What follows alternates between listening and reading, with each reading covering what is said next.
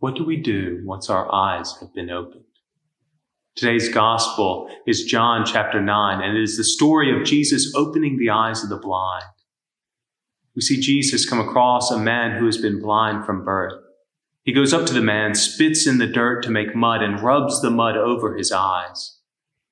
Jesus says, "Go and wash in the pool of Siloam." And the man emerges from the water with light in his eyes. He now can see. Once your eyes are open, there is no going back. This was true for the blind man, and it is true for us as well. We cannot unsee the divine. We cannot unsee the love and acceptance and grace of God's blessings. However, it is also true that we cannot unsee our neighbor. We cannot unsee the pain, loneliness, anxiety, and fear of this world. Having our eyes open means seeing the world in its entirety. This week, we have seen the beginning of anxious times in our world. All you have to do is go to the grocery store to see the panic personified. People are scurrying with packed buggies. Entire sections of food, cleaning products, and medicine are missing. People are reacting to the fear that is plaguing this nation. In truth, I believe this fear has always been here, hiding just underneath the surface of our social fabric. There's an unspoken rule between us all that society works because we agree for it to work. Lawmakers impose laws and we choose to follow them. People sell goods and we choose to buy them. People are hurting or sick or troubled, and we choose to help them because that's what it means to live in a society together. That's what it means to be a neighbor.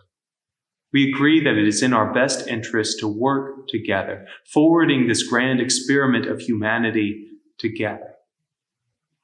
But when we are afraid, we begin to look less at our common goal and more at ourselves. We hoard, we dismiss, we separate. If we are not careful, the thin veil of our society can be torn by fear. But I'm here to remind you that though you were blind, now you see. Jesus taught you to care and to love your neighbor. When you became a Christian, this was drilled into your head. You know it, you have seen it, and there is no going back. You know the way forward through these difficult times, and the way forward is with reliance on God and our neighbor.